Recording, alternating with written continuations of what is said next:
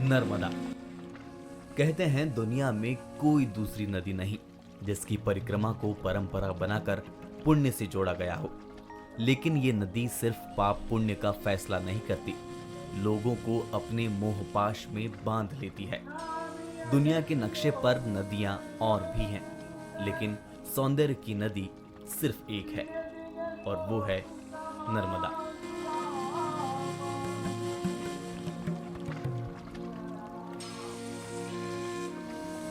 जबलपुर से कोई 20 किलोमीटर दूर भेड़ाघाट में ये नदी अपनी लंबी यात्रा का सबसे दिलकश नजारा बनाती है। मैं फिलहाल इसी जगह हूँ। इस शहर में जब कुछ ही घंटों का वक्त मिला हो तो उसे भेड़ाघाट पर गुजारना सबसे बेहतर ऑप्शन है। नदी के दूसरे तट पर कुछ बेहतरीन पर्यटक स्थल हैं। मैं केबल कार या कहिए रोपवे का इस्तेमाल कर उस तरफ पहुंचने के लिए इसमें चढ़ता हूं। हिचकोले खाती केबल कार नदी को नापना शुरू करती है।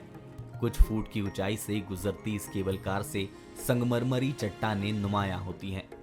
इन पर पड़ती तेज धूप से आंखें चौंधिया जाती है।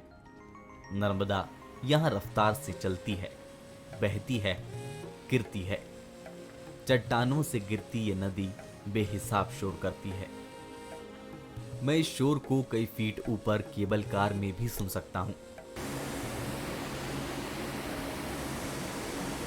नदी का एरियल व्यू देखने लायक है। खासकर धुआंधार जलप्रपात का नजारा इस ऊंचाई से कुछ ऐसा है जिसे देखकर उम्र भर भुलाया नहीं जा सकता। केबल कार बीच नदी के ऊपर आकर कुछ धीमी हो जाती है। यहां से नजर आती नर्मदा को देखकर समझा जा सकता है कि क्यों इसे सौंदर्य की नदी कहा जाता है। हवा में लटकते हुए इस नदी को पार करना एक रोमांचकारी अनुभव है जो बयां नहीं किया जा सकता। दूसरे छोर पर पहुंचते ही कुछ मिनटों में ये यात्रा पूरी होती है। इसके लिए मैंने 150 रुपए का टिकट लिया था। जो नजारे सामने थे उसके आगे ये रकम ज्यादा नहीं लगी।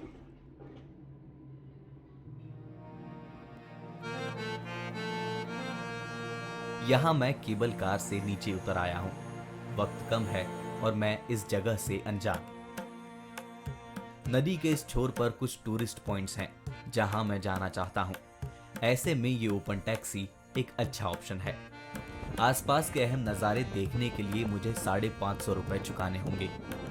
ड्राइवर के साथ आप गाइड भी ले जा सकते हैं, लेकिन उसके लिए अलग से रुपए खर्चने होंगे। मैंने गाइड की जिम्मेदारी कार के ड्राइवर पर ही डाल दी। ये ओपन कार कूल है, मजेदार भी।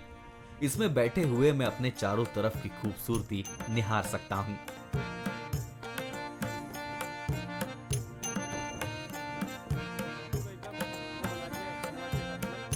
बारिश के बाद इस इलाके पर दूर तक हरियाली की चादर सी बिछ गई है।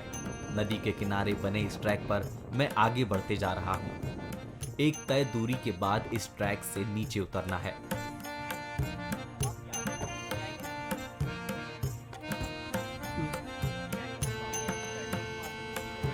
मैं कार से बाहर चला आता हूँ और नदी के किनारे की तरफ बढ़ने लगता हूँ।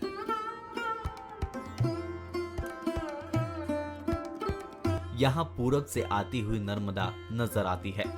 वक्त के साथ साथ इसने चट्टानों को काट काट कर अपने लिए मुफीद रास्ता बना लिया है। यहाँ इसके आगे किसी का जोर नहीं। सारी ताकत, सारी शक्तियां इस नदी के पास हैं। यहाँ हम नीचे बहती नदी से कितनी ही ऊंचाई पर क्यों ना हो, वो एक अनजानी ताकत के साथ हमें अपनी ओर खींचती मालूम पड़ती है। दोनों तरफ मौजूद संगमरमरी चट्टानों का अपना जादू है। दिन के अलग अलग पहर ये चट्टानें अलग अलग रंग बदलती हैं। सुबह दिन निकलने से लेकर धूप चढ़ने और फिर शाम होने तक ये कई रूपों में नुमाया होती हैं। लाल, नीली, हरी और सतरंगी भी दिखाई देती है। ट्रैक पर आगे बढ़ने के साथ संगमरमर की सफेद चट्टानें और करीब से देखी जा सकती है। इन्हीं में से एक हिस्सा वो है जहां से पिंक मार्बल या गुलाबी संगमरमर नजर आता है। कहते हैं शरद पूर्णिमा की रात यहाँ कमाल का नजारा बनता है। कभी मौका मिला तो मैं साल के उसी वक्त यहाँ आना चाहूंगा। यहाँ से थोड़ा आगे बढ़ने पर संगमरमर की चट्टानों से घिरी एक जगह आती है। यहाँ नदी एकदम सक्रिय हो जाती है और चट्टानें एक दूसरे के पास मानो जैसे गले लगने के लिए तैयार हों। इसे बंदर कूदनी कहा जाता है। ऐसा माना जाता है कि कभी इस जगह से बंदर इस पार से उस पार कूद जाया करते थे। पानी यहाँ रफ्तार पर होता है। यहाँ लाल, पीले और नीले रंग के संगमरमर पर कुदरत की नक्काशी देखते ही बनती है। ऐसा कोई नजारा दुनिया में और कहीं नहीं बनता। मेरी बदकिस्मती ये है कि जिस मौसम में मैं यहाँ हूँ तब नदी में बोटिंग की इजाजत नहीं। कहते हैं इन चट्टानों के बीच बोटिंग जन्नत सा एहसास देती है। ये रोमांचक भी होता है और दिलकश भी।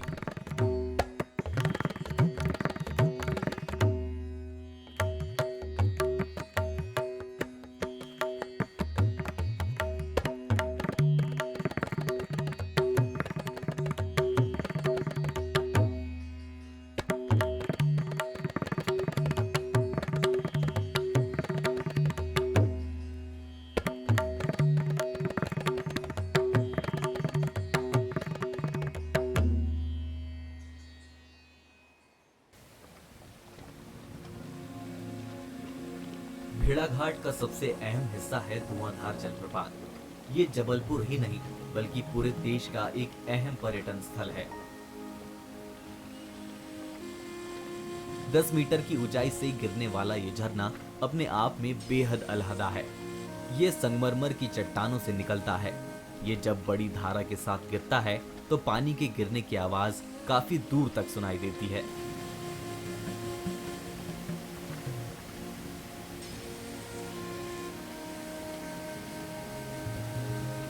इस झरने के गिरने से इस जगह पर कुहासा या धुआं सा बन जाता है, इसीलिए इसे धुआंधार जलप्रपात कहा जाता है।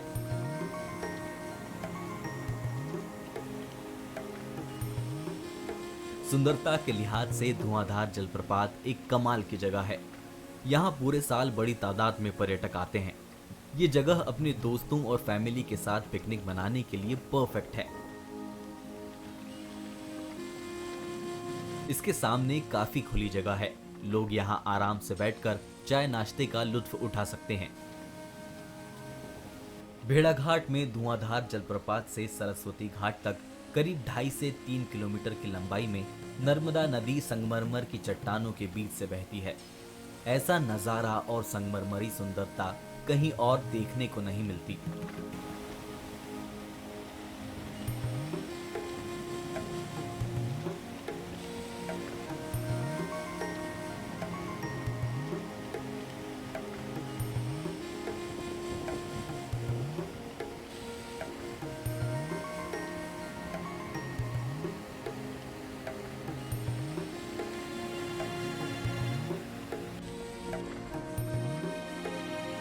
अब वक्त यहाँ से लौटने का है।